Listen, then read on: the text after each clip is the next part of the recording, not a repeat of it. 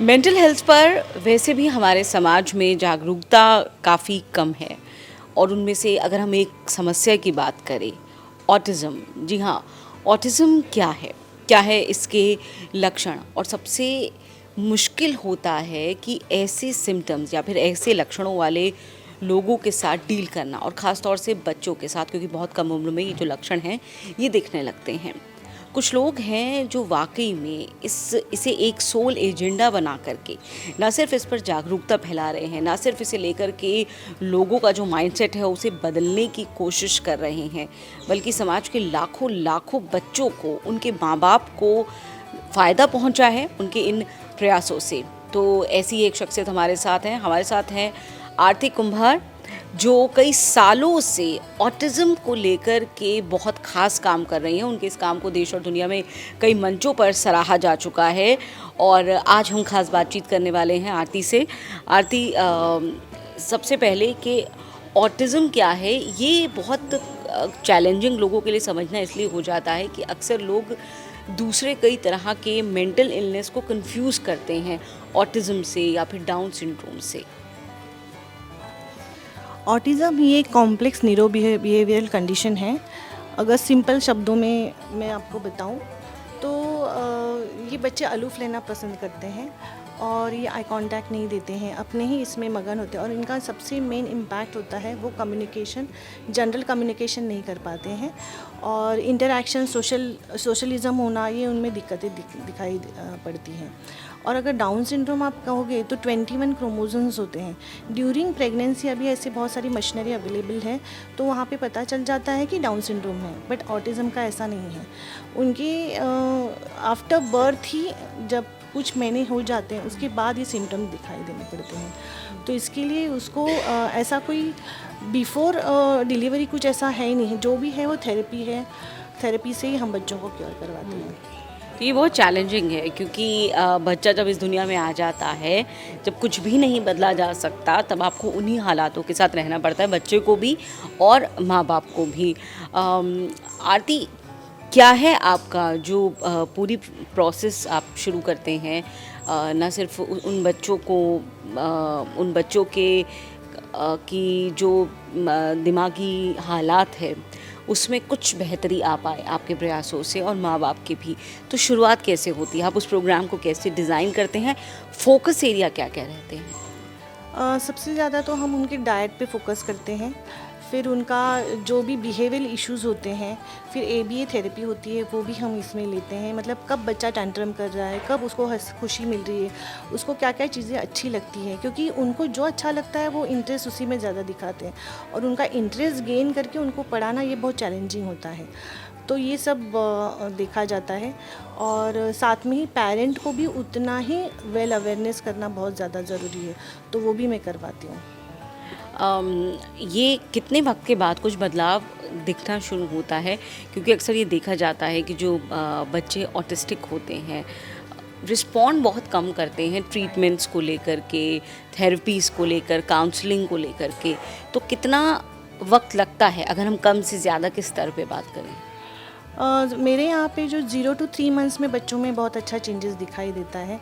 मतलब उनके बिहेवियर में चेंजेस आते हैं, फिर वो जो टैंट्रम करते हैं उसमें बहुत चेंजेस दिखाई पड़ते हैं। फिर डाइट, ये बच्चे बहुत चूज़ी होते हैं, खाने के लिए वही चूज़ करते हैं जो उनको पहले से दिया गया है और वही खाना पसंद करते हैं। तो डाइट में उनका जो चेंजेस आता है उसके वजह से जो सेंसरी इश्यूज़ है उस पर भी हम काम करते हैं। तो मुझे ऐसा लगता है कि 3 मंथ्स तक उनमें बहुत सारा अच्छा चेंजेस मेरे यहाँ पे तो दिखाई देता है। और जो इन जनरल जो लोग देख रहे हैं और वो जानना चाहते हैं, अ, एक सामान्य बच्चों का जो ग्रुप है, जो नॉर्मल हैं बच्चे जिनकी दिमागी हालत बिल्कुल सामान्य है, उनके साथ ऑटिस्टिक बच्चों को क्या घुलाना मिलाना चाहिए? क्योंकि अक्सर कुछ पेरेंट्स ये चाहते हैं कि ऐसा होना चाहिए so that they could feel bit normal, लेकिन क्या ऐसा होना चाहिए? हाँ तो नहीं, क्यों नहीं तो क्यों नहीं? ज़रूर होना चाहिए इन बच्चों को, जो नॉर्मल बच्चे हैं, जो हम उनको बुलाए वो आते हैं, जनरल बच्चे हैं, उनके साथ इन बच्चों को मिंगल करना बहुत ज़्यादा ज़रूरी है, क्योंकि ये बच्चे इमिटेट भी बहुत करते हैं। दूसरा अगर कोई बच्चा कर रहा है वो देख देख के भी बहुत सीखते हैं। तो ऐसे बच्चों के साथ अगर हम उनको रखें, इसके लिए मैंने ग्रुप थेरेपी भी मेरे यहाँ पे शुरू की। रिसेंटली 6 मंथ्स हुए हैं कि मैंने ये देखा कि जब इन बच्चों को मैंने नॉर्मल बच्चों के साथ मिक्स करके उनको कुछ पढ़ाया तो वो उनको देखकर बहुत अच्छा रिस्पॉन्ड कर रहे हैं। तो ग्रुप थेरेपी भी मैंने इसके लिए स्टार्ट की है। इमोशनल नीड्स कैसे डिफाइन करते हैं जो बच्चे हैं ऐसे? उनको बस उनका जो नीड है, जैसे कि भूख लगी खाना चाहिए, तो उनके उतने ही नीड के लिए बच्चे इंडिकेट करते हैं। क्योंकि वो बोल नहीं पाते, उनका मेन इशू है कम्युनिकेशन, तो वो बोल नहीं पाते तो वो इंडिकेट करते हैं, टैंट्रम करते हैं। तो इधर क्या होता है, पेरेंट बहुत समझ के लेते हैं और एक ये प्रॉब्लम भी उसके वजह से ज़्यादा और बढ़ता है, क्योंकि माँ को पता रहता है कि अभी मेरा बच्चा टैंट्रम इसके लिए करे क्योंकि उसको भूख लगी है, उसको पानी पीना है। अगर वो माँ थोड़ा और आगे जाएगा तो उसका हाथ पकड़ता है बच्चा और लेके जाता है कि मुझे ऐसे इंडिकेट करता है। तो ये भी एक कारण है कि जिसकी वजह से बच्चा और डिले करता है, क्योंकि माँ समझ के बहुत ज़्यादा लेती है और उसको जो चाहिए वो पहले से ही हाजिर करती है, उसको वहाँ पे एक्सप्लोर करने नहीं देती कि उसको नीड है तो उसको बोलना ज़रूरी है। एग्जैक्टली तो यहाँ ये बहुत बड़ा चैलेंज हो जाता है कि इन परिस्थितियों में वो माँ बाप या वो लोग जो ऐसी मेंटल कंडीशन के लोगों या फिर बच्चों के साथ डील कर रहे हैं, उन्हें कैसा रिस्पॉन्ड करना है, उन्हें कैसा बिहेव करना है, उसके लिए आपने खास प्रोग्राम्स भी शुरू करे हैं। आरती जो बहुत अच्छा कर रहे हैं, तो जो लोग देख रहे हैं मैं चाहूँगी कि आप उन्हें भी बताइए एग्जैक्टली कि क्या होनी चाहिए स्ट्रैटेजी अगर आप ऑटिस्टिक लोगों से, छोटे बच्चों से डील कर रहे हैं, तो आपकी खुद की स्ट्रैटेजी क्या होनी चाहिए? यस, मनोरागिनी मेरा एक माइंड कोचिंग प्रोग्राम है जो मैं ऑटिज़म जो किड्स हैं उनके पेरेंट को भी इन्वॉल्व कर रही हूँ इसमें, क्योंकि ये बच्चा आपके घर में ही क्यों आया है, कुछ ना कुछ आपके भी बिहेवियर उसने ले लिए हैं। तो और इसका कोई ऐसा सरल कॉज पता अभी तक नहीं चल पाया है कि इसी के वजह से ऑटिज़म होता है। देयर आर मल्टीपल फैक्टर, जैसे कोई बोलते हैं मतलब एज़ पर रिसर्च ओनली कि जेनेटिकल होता है या बिहेवियल होता है या पेरेंट के जो भी नेचर होता है, बिहेवियल चेंजेस, बिहेवियल जो भी उनके होते हैं तो वो बच्चा ग्रैब कर लेता है। ऐसे बहुत सारे कॉजेज़ है, लेकिन वही कॉज है ये नहीं बोल सकते। एंड सेकेंड है मोबाइल भी बहुत सारे में अभी तक जितने भी मैंने प्रैक्टिस में देखे हैं तो उनको यही पूछा है तो उन्होंने बोला कि 7-8 मंथ्स तक मेरा बच्चा अच्छा रिस्पॉन्ड कर रहा था, मामा दादा ये भी बोल रहा था, लेकिन जैसे ही मैंने उसको मोबाइल दिया और 6-7 महीने में अचानक वो बच्चा उसमें चला गया। तो मोबाइल भी एक वन ऑफ द रीज़न है। तो ये पेरेंट को बहुत सतर्क होना चाहिए कि आजकल के जो नॉर्मल 7-8-9-10-11 महीने तक बच्चा अच्छा कर रहा है, उसके माइलस्टोन भी सही चल रहे हैं, बट ये मोबाइल की वजह से भी बच्चे जा रहे हैं। तो पेरेंट को ये भी ज़्यादा प्रिकॉशन लेनी चाहिए कि आजकल मोबाइल टीवी स्क्रीनिंग में पूरा ही आता है, तो वो सब ना दिखाएं। और मेरा जो माइंड कोचिंग प्रोग्राम है उसमें ये सारा मैं उनको सिखाती हूँ और कैसे बिहेवियर होना चाहिए। अगर आपका बच्चा टैंट्रम भी कर रहा है तो आपको कैसे उसके साथ बिहेव करना चाहिए, ये सब भी मैं उसमें सिखाती हूँ। यानी कि एक निश्चित एज के बाद भी जब तक कोई सिम्टम नहीं है ऑटिज़म का, लेकिन अगर बच्चा स्क्रीन टाइम ज़्यादा ले रहा है, वो भी ऑल्टर कर सकता है उसके ब्रेन को। यस, और वो एक one of the main reason अभी हो रहा है, क्योंकि मैंने 99.9 चिंता का विषय है। यस 99.99% मैंने जितने भी अभी तक कंसल्टेशन की हैं तो उसमें एक तो ये रीज़न कि पेरेंट जो मदर है स्पेशली बहुत स्ट्रेस में रही है ड्यूरिंग प्रेगनेंसी, एंड सेकेंड 7-8 या 9 महीने के बाद बच्चे के हाथ में मोबाइल गया है, तब तक माइलस्टोन्स अच्छे थे, सबका यही रिस्पांस, मैक्सिमम तो यही रिस्पांस आया है मुझको। Down syndrome is different thing, उसमें बाय बर्थ ही एक डिफेक्ट होता है, लेकिन ऑटिज़म में ऐसा नहीं होता है। उल्टा ये बच्चे किसी फील्ड में बहुत अच्छा एक्सेल करते हैं, लेकिन उनका सबसे महत्वपूर्ण उनका जो चैलेंज है वो है कम्युनिकेशन। वो कम्युनिकेट नहीं कर पाते, अपनी नीड को नहीं बता पाते हैं, फिर वहाँ से ही उनके सब चैलेंजेस स्टार्ट होते हैं और उनका आई कांटेक्ट नहीं होता है। वो अगर बुलाएंगे तो नाम उनको खुद को पता भी नहीं होता उनका नाम ये है करके, they are not responding their name. तो ये सारे दिक्कतें आती हैं, तो पेरेंट को बहुत ज़्यादा अलर्ट रहना। पेरेंट्स के लेवल पे आरती, क्या बड़े चैलेंजेस आपने अब तक के अपने काम में और स्टडी में पाए, बड़े चैलेंजेस जो माँ बाप या फिर वो लोग जो डील कर रहे हैं उनके सामने आते हैं, सबसे बड़ी चुनौतियाँ या मुश्किलें? पहले तो फैमिली मेम्बर्स में भी बहुत सारे, जब समझो सब पेरेंट मतलब न्यूक्लियर फैमिली नहीं है समझो, तो वो जो उनके जो फादर, ग्रैंडफादर है, ग्रैंड मदर है, वो उस बहू को बोलते हैं कि तेरे वजह से हुआ है, तेरे कर्म अच्छी नहीं है। तो ये भी एक बहुत पुराना सोशल स्टिग्मा है वो चला यस आता है। मतलब कुछ भी है तो बहू की वजह से प्रॉब्लम है, या फिर कोई ऐसे भी होता है बहू बोलेगी आपके बेटे की वजह से प्रॉब्लम है। इनर कॉन्फ्लिक्ट्स पेरेंट्स में ही होते हैं। मतलब यहाँ पे बच्चे को सेंट्रिक रखना चाहिए और उसमें सब लोगों ने मिलकर काम करना चाहिए। तो यहाँ पे मतलब कम्युनिकेशन गैप बहुत मैंने देखा है। इन लॉज भी नहीं हेल्प करते एक्सेप्ट हैं, नहीं कर पाते हैं उस accept भी चीज़ नहीं करते हैं और सपोर्ट भी नहीं करते हैं। और ये बेचारे अकेले पेरेंट जूझते रहते हैं अपने बच्चे को, तो वो समझ ही नहीं पाते हैं। और लोगों को समझाने के लिए जाओ तो लोग ही उनको अलग अलग तरीके से बोलते हैं। और सोसाइटी में जाओ तो सोसाइटी में ये बच्चों को एक्सेप्ट ही नहीं करते हैं। खेलने के लिए भी कोई बच्चा आएगा तो उसको भी दूर कर देते हैं। तो ये बहुत बड़ी समस्या पेरेंट जूझ रहे हैं इससे।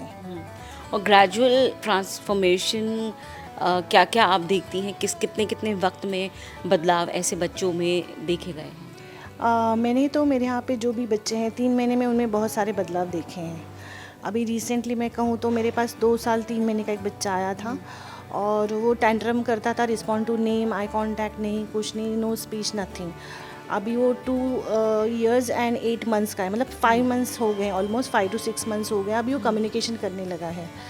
और इसमें हमारे पास तो 1 घंटा, अभी मैंने तो 4 hours का एक प्रोग्राम बनाया है, care programme for specially for autism के, जिसमें 2 hours का प्री स्कूल है, 1 hour का 1-to-1 सेशन होता है और 1 hour का ग्रुप थेरेपी होता है। तो ज़्यादा से ज़्यादा मेरे पास वो बच्चे रहते हैं। इसके वजह से क्या होता है, उन पे हम ज़्यादा काम कर पाते हैं। और ग्रुप थेरेपी की वजह से इनको सोशलाइज करना, ये सब में भी मुझे और इजी हो जाता है। तो उनको एक रेडी प्लेटफॉर्म मिलता है कि बच्चों के साथ मिक्स होने के लिए। और यही सेम मैं पेरेंट को भी फोर्स करती हूँ, पेरेंट को बीच बीच में काउंसलिंग करवाना, बीच बीच में उनको एजुकेट करना कि how it is going to be, आपको कैसे एज ए पेरेंट काम करना है। तो ये अवेयरनेस मैं देते रहती हूँ उनको फ्रिक्वेंट इंटरवल्स में। और पेरेंट का भी उतना ही, फिर जनरली जो लोग बोलते हैं कि कैसे मतलब आपका ही कुछ गलत होगा, का पाप कर्म होगा इसकी वजह से, तो वो बेचारे डीमोटिवेट रहते। तो उनको बीच बीच में बुला के मोटिवेट करना पेरेंट को, ये भी एक बहुत चैलेंजिंग काम है।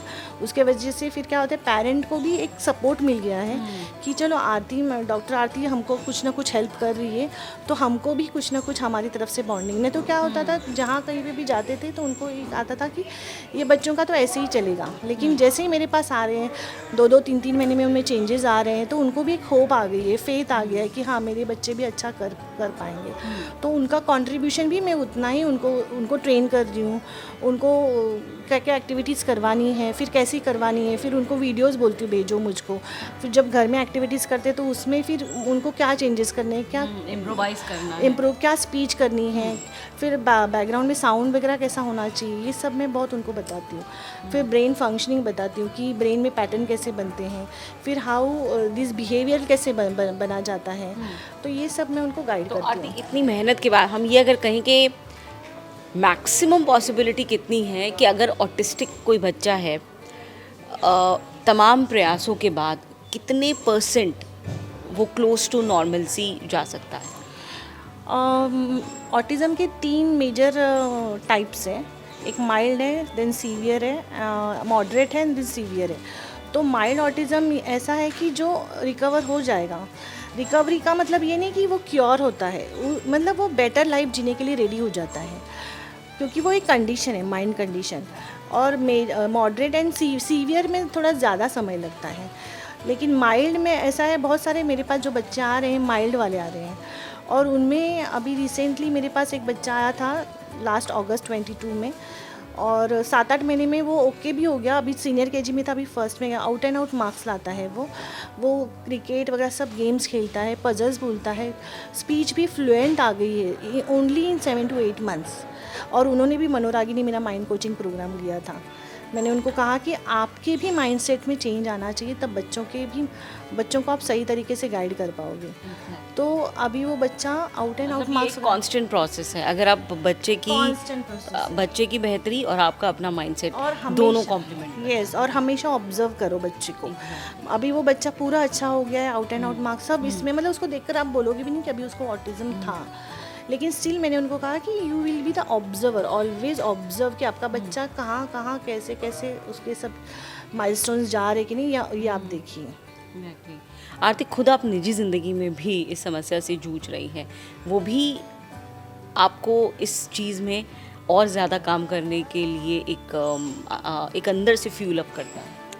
यस, मुझे लगता है कि बच्चे अच्छा कर सकते हैं, they are having better life also, लेकिन उसके लिए जो मेरा कंट्रीब्यूशन तो बहुत अच्छा जा रहा है, मेरे पेरेंट का भी मुझे अच्छा मिल रहा है, और यही मैं चाहती हूँ कि जहाँ पे भी ये बच्चे जा रहे हैं थेरेपी के पास, तो थेरेपिस्ट, बच्चा और पेरेंट, इनका एक ग्रुप के जैसा टीम वर्क होना चाहिए।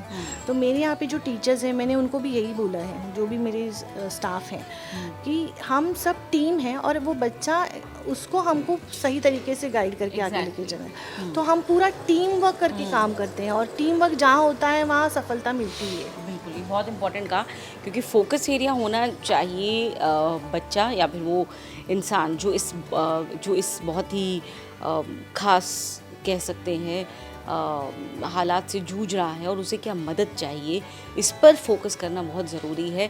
और आरती ने बताया कि छोटी छोटी सी चीज़ें हैं जिन्हें अगर आप एक्यूमुलेट कर लें और ढंग से समझें तो चीज़ें बेहतर बन सकती हैं, और एक ऑटिस्टिक बच्चा बहुत बेहतर ज़िंदगी जी सकता है, उसमें ऐसे बदलाव आ सकते हैं जो शायद सोचे नहीं गए हों। आरती, हम वाकई में सलाम करते हैं आपकी कोशिशों को जो आप कर रही हैं इस दिशा में, and wish you all the very best for future. Thank you for talking to us. Thank you very much, me also, thank you.